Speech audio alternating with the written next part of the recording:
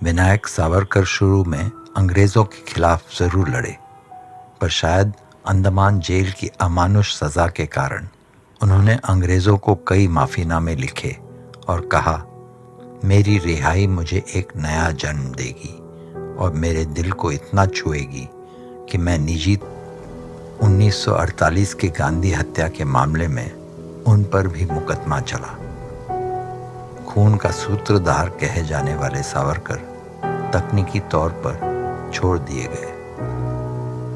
उनके शिष्य गोडसे और आप्टे को फांसी हुई।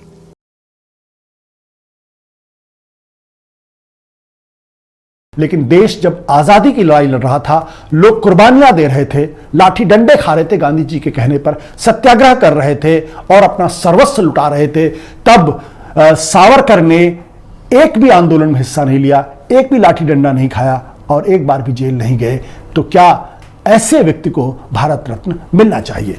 दूसरा, इसी से जुड़ी हुई बात है कि अब जरा इसकी तुलना आप भगत सिंह से करिए। भगत सिंह 22 साल के नौजवान, उनको फांसी की सजा होने वाली थी। उनसे कहा गया कि अगर आप इतना वायदा कर लें, अरुणा असफ अली ने उनसे कहा कि अगर आप इतना वायदा कर लें कि आप बाहर निकलकर शस्त्र का इस्तेमाल नहीं करेंगे तो आपकी सजा माफ की जा सकती है। उन्होंने मना कर दिया। उनके पिताजी ने भी मर्सी पिटिशन की। इस पर भगत सिंह बहुत नाराज हुए, बहुत गुस्से में थे और पिताजी को उन्होंने कड़े शब्दों का इस्तेमाल किया। एक तरफ भगत सिंह थे जिन्होंने अंग्रेजों से माफी नहीं मांगी और फांसी के फंदे पर हंसते हंसते झूल गए। दूसरी तरफ सावरकर थे जिन्होंने माफी मांगी, बाहर आए और अंग्रेजों के प्रति हमेशा वफादार बने रहे और कभी भी आंदोलन में हिस्सा नहीं लिया जेल से छूटने के बाद। तीसरी बात जो इसमें महत्वपूर्ण यह है कि आप 1942 में जब पूरे देश के अंदर क्विट इंडिया मूवमेंट यानी भारत छोड़ो आंदोलन चल रहा था, तब सावरकर की भूमिका क्या थी? उनकी पार्टी हिंदू महासभा की भूमिका क्या थी? उस वक्त इन लोगों ने गांव-गांव, शहर-शहर घूम-घूमकर अंग्रेजों की सेना में भर्ती के लिए शिविर लगाए थे और हजारों की संख्या में लोगों को इसमें भर्ती करने के लिए प्रेरित किया था। अब जरा इस बात को आप सुभाष चंद्र बोस से तुलना कर लीजिए। सुभाष चंद्र बोस जो अंग्रेजों से लड़ रहे थे, देश को आजादी की लड़ाई में थे, वो देश को आजाद कराना चाहते थे। इसके लिए देश छोड़कर वह बाहर गए, जापान पहुंचे। उन्होंने युद्धबंदियों की एक फौज इकट्ठा की, आजाद हिंद फौज, और ये फौज अंग्रेजों से लड़ने के लिए बनाई गई थी। एक तरफ सावरकर थे जो अंग्रेजों की सेना में लोगों की भर्ती करा रहे थे, दूसरी तरफ सुभाष चंद्र बोस थे जो अंग्रेजों से लड़ने के लिए, अंग्रेजों को भारत से खदेड़ने के लिए वो आजाद हिंद फौज बना रहे थे। आप सोचिए किसको भारत रत्न मिलना चाहिए, सावरकर को या सुभाष चंद्र बोस का ज्यादा सम्मान होना चाहिए? और आखिरी बात जो मैं आपसे कहना चाहता हूं वो ये, आप सबको शायद न मालूम हो लेकिन मैं आपको बताता हूं कि महात्मा गांधी की हत्या के षड्यंत्र में सावरकर को गिरफ्तार किया गया था। जी हां, यह इतिहास का वो सच है जो शायद आज की पीढ़ी भूल गई हो, लेकिन हकीकत यह है कि गांधी जी की हत्या की साजिश रचने के आरोप में सावरकर को गिरफ्तार किया गया था। न केवल उनको गिरफ्तार किया गया था बल्कि उनके ऊपर मुकदमा चला था, और मुकदमा जब चला था तो वो सिर्फ टेक्निकल ग्राउंड पे, तकनीकी आधार पर ही उनको वो छूटे थे और उनके दो साथियों को, नाथूराम गोडसे और नारायण आप्टे को फांसी की सजा हुई थी। जो टेक्निकल ग्राउंड था उसका कारण बहुत स्पष्ट था, क्योंकि नारायण आप्टे और नाथूराम गोडसे के एक सहयोगी थे जिनका नाम था दिगंबर बडके। दिगंबर वडके ने वो शख्स थे जिन्होंने हथियार दिलाने का काम इनको किया था। दिगंबर बडके सरकार के सरकारी गवाह बन गए थे और इन्होंने इस बात की तस्दीक की थी कि नाथूराम गोडसे और नारायण आप्टे जनवरी के महीने, जनवरी 1947 यानी 14 जनवरी 17 जनवरी को ये सावरकर से मिले थे और वहां पे गांधी जी की हत्या का षड्यंत्र एक तरीके से रचा गया था। आपको याद होगा कि 14 जनवरी 17 जनवरी की मीटिंग होती है, 20 जनवरी को गांधी जी के ऊपर गांधी जी की हत्या की कोशिश होती है। मदन लाल पाहवा ने बम विस्फोट करने का प्रयास किया था वो पकड़ा गया था। उसके बाद 30 जनवरी को फिर गांधी जी के ऊपर हत्या की कोशिश होती है। नाथूराम गोडसे उनको गोली मार देते हैं और दिगंबर बटके इस बात का गवाह था, उनकी टीम का सदस्य था और उसने ये कहा था, इस बात की तस्दीक की थी कि नाथूराम गोडसे, नारायण आप्टे, इन दोनों की सावरकर के साथ मीटिंग हुई थी और उसके बाद सावरकर ने इनको जाते समय आशीर्वाद दिया था, यशस्वी भव। जज आत्माचरण जी थे उस जस्टिस आत्माचरण, और जस्टिस आत्माचरण ने बटके की जो गवाही थी उसको ट्रुथफुल माना था। यानी उनकी नजर में, जज साहब की नजर में, जो दिगंबर बटके की जो गवाही थी, जो तस्दीक उन्होंने की थी सावरकर के इन्वॉल्वमेंट की, उसको उन्होंने सही माना था। उनको लगा था कि ये बात सच कह रहे हैं। लेकिन उनकी मजबूरी ये थी कि जब कोई सरकारी गवाह जब बयान देता है तो उसकी गवाह को कोरोबोरेट करने के लिए, यानी उस बात की तस्दीक करने के लिए, उसको सुनिश्चित करने के लिए, उसको कंफर्म करने के लिए एक दो और गवाह होने चाहिए थे। और जो 2 गवाह पेश किए गए थे वो बटके की बात को सच साबित नहीं कर पाए या वो तथ्य नहीं दे पाए जिसके आधार पर लगता कि बटके जो कह रहे हैं वो सच है। तो गांधी जी की हत्या के आरोप में गिरफ्तार होना, जेल में रहना और उसके बाद मुकदमा चलना और तकनीकी आधार पर बाहर हो जाना, क्या ऐसे शख्स को भारत रत्न मिलना चाहिए? ये आप सोच सकते हैं। इतना ही नहीं, जब बाद में 1964 के समय में एक बार फिर गांधी जी की हत्या का विवाद खड़ा हो गया, जब बाल गंगाधर तिलक के पोते जीवी केतकर ने इस तरीके की बात की कि उन्होंने गोडसे को सुना था हत्या के बारे में।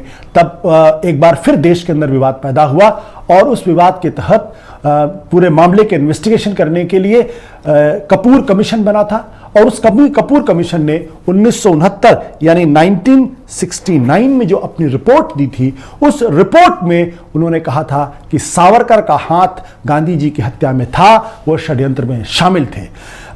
इस जो कपूर कमीशन के सामने 2 लोगों ने की गवाही अहम हो गई थी।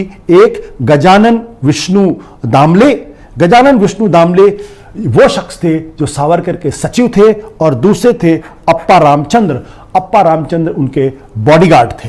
और इन दोनों ने जो बात बडगे ने कही थी, यानी दिगंबर बडगे ने जो बात कही थी, उसकी तस्दीक की थी।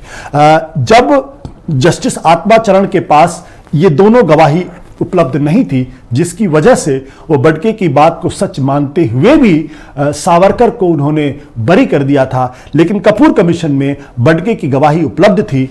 उनके सचिव और उनके बॉडीगार्ड अप्पा रामचंद्र ने इस बात की तस्दीक की थी कि मीटिंग हुई थी और यह भी पाया गया था कि सावरकर ने ये बिल्कुल अदालत के अंदर झूठ बोला था कि उनकी कोई मीटिंग जनवरी के महीने में गोडसे और आप्टे के साथ हुई थी, जबकि सचिव और बॉडीगार्ड रामचंद्र अप्पा और दामले ने इस बात की तस्दीक की थी। तो जिस बात के लिए वो छूट गए थे गांधी जी की हत्या में, दरअसल कपूर कमीशन अगर वो पूरे मामले की जांच कर रहा होता और उनके सचिव और बॉडीगार्ड की गवाही अगर उपलब्ध होती तो सावरकर को भी शायद लंबी और कड़ी सजा मिलती, जो और उनको शायद बरी नहीं किया जाता। तो सवाल इस बात का ये उठता है कि क्या ऐसे शख्स को भारत रत्न मिलना चाहिए? दरअसल भारत रत्न देश का सबसे बड़ा सम्मान है और जिस शख्स को मिले उसके ऊपर एक भी दाग नहीं होना चाहिए, और अगर दाग है तो फिर वो भारत रत्न होने का हकदार नहीं है।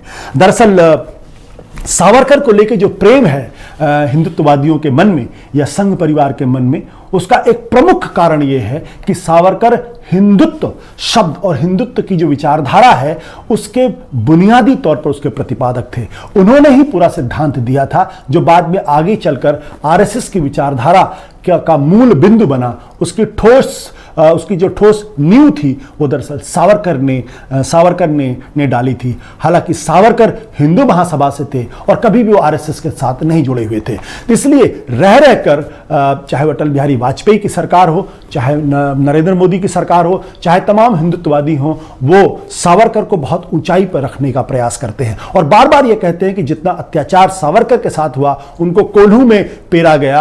अगर किसी और के साथ होता तो शायद वो उनकी हिम्मत या मनोबल टूट जाता। ये लोग ये भूल जाते हैं कि जब सावरकर अंडमान की जेल में थे तो वहां तकरीबन 500 से ज्यादा दूसरे कैदी भी थे, और लेकिन सावरकर ने चिट्ठी लिखकर माफी मांगने की बात की थी और बाकी लोगों ने मांग नहीं की थी। और वो लोगों में से बहुत सारे ऐसे थे जो 36 साल, 44 साल, 48 साल, 50 साल तक वो उसी काला पानी में, उसी अंडमान की जेल में रहे। कईयों की मृत्यु हो गई और कभी वापस नहीं छूटकर आ पाए। उनके साथ भी उतना ही बुरा व्यवहार वहाँ के जेलर ने या वहाँ के जेल के जो अधिकारी थे उन लोगों ने किया था, लेकिन उनका जिक्र नहीं होता, उनको क्रांतिकारी नहीं बताई जाती। और हकीकत यह है कि जब उन तमाम क्रांतिकारियों को जब इस बात की पता चला कि जो सावरकर हैं वो माफ़ी मांगकर बाहर आना चाहते हैं, तो सावरकर से बहुत ज़्यादा गुस्से में थे, नाराज़ थे, और एक तरीके से उन्होंने सावरकर का बाइकआउट भी कर दिया था। उनको ये बात गवारा नहीं थी कि देशभक्त होने के नाते हम अंग्रेज़ों के सामने नहीं झुकेंगे, और सावरकर क्यों माफ़ी मांगकर बाहर आना चाहते हैं। एक दूसरी बात जो मैं इसमें जोड़ना चाहता हूं, उसके बाद मैं अपनी बातचीत खत्म करूंगा। अक्सर ये कहा जाता है कि दरअसल सावरकर को नेहरू के कहने पर फंसाया गया था। मैं सिर्फ 2 चिट्ठियों का उदाहरण दूंगा। एक चिट्ठी है 27 फरवरी 1948 की। ये चिट्ठी सरदार पटेल ने, जो उस वक्त उप प्रधानमंत्री थे और साथ ही साथ गृह मंत्री थे, उन्होंने नेहरू को चिट्ठी लिखी थी। इस चिट्ठी को अंग्रेजी में था, it was fanatical wing of Hindu Mahasabha directly under Savarkar that had conspired and did this. यानी उनका कहने का मतलब ये था कि जो हत्या का जो षड्यंत्र रचा गया था, हिंदू महासभा की एक कट्टरपंथी धड़ा था जिसने रचा था, जो सीधे सावरकर को रिपोर्ट करता था। और जब सावरकर को गिरफ्तार किया गया तो उस वक्त हिंदू महासभा में श्यामा प्रसाद मुखर्जी थे, जो बाद में जनसंघ के संस्थापक हुए और जिनको आरएसएस और बीजेपी अपना बड़ा नेता मानता है। तो उन्होंने सरदार पटेल को चिट्ठी लिखी थी और यह कहा था कि राजनीतिक पूर्वाग्रह से ग्रसित होकर सावरकर के खिलाफ कार्रवाई नहीं होनी चाहिए। तब सरदार पटेल ने श्यामा प्रसाद मुखर्जी को चिट्ठी लिख के जवाब दिया था कि राजनीतिक पूर्वाग्रह से नहीं, लेकिन कानून की कसौटी के आधार पर सावरकर के साथ न्याय किया जाएगा। और उसके बाद उस जो आईजी महोदय थे, जो इस पूरे मामले की देख पड़ताल कर रहे थे, जांच कर रहे थे, उनको सरदार पटेल ने इंस्ट्रक्शन दिए थे, उनको निर्देश दिया था कि अगर ये लगता है कि सावरकर के खिलाफ केस बनता है तो सारी की सारी फाइल, सारे कागजात मेरे पास आएंगे, मैं उनको देख लूंगा और देखने के बाद आप मेरे इंस्ट्रक्शन का इंतजार करिएगा। तो इसका मतलब बिल्कुल स्पष्ट है कि सावरकर के बारे में सरदार पटेल की राय बिल्कुल स्पष्ट थी। उनको लगता था कि सावरकर का रोल गांधी जी की हत्या में है, और वो ये भी जानते थे, लेकिन वो चाहते थे कि कानून की कसौटी पर उनके साथ न्याय हो, राजनीतिक पूर्वाग्रह से ग्रसित होकर नहीं। राम के नाम पे आपकी नाथूराम की राजनीति एक्सपोज हो रही है, इसको ध्यान अच्छा, में रखिए। ऐसा है, नाथूराम गोडसे जी पे आरएसएस का कथित, नाथूराम गोडसे जी पे हाँ, नाथूराम गोडसे जी, इतिहास याद रखेगा सुपस्टा जी, ये गद्दारी है। ऐसा इसको है, कहते हैं देश के साथ गद्दारी। नाथूराम गोडसे जी हो या कोई भी व्यक्ति हो, हर व्यक्ति का एक लेड पर्सनालिटी होता है। बोलिए नाथूराम गोडसे मुर्दाबाद। दिक्कत है इसमें क्या? नहीं बोलेंगे, नहीं बोल बस, शाबाश। चलिए बात नहीं बोलेंगे। आप कौन होते हैं इसीलिए लोगों को देशभक्ति का सर्टिफिकेट बांटने वाले? तो जनता आप कौन जज होते कर हैं? रही है। आप कौन मत होते हैं? बोलिए भारत माता की जय। भारत माता की जय है, था और रहेगा। अच्छा। जनता को इतना बुर्बक समझना ना बहुत गलत बात है।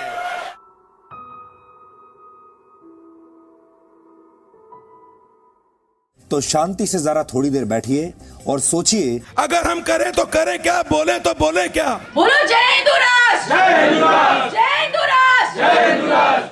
पता है ना आप सबको? नहीं पता है? कहां पता है? जनता को आप मूर्ख समझना बंद कर दीजिए।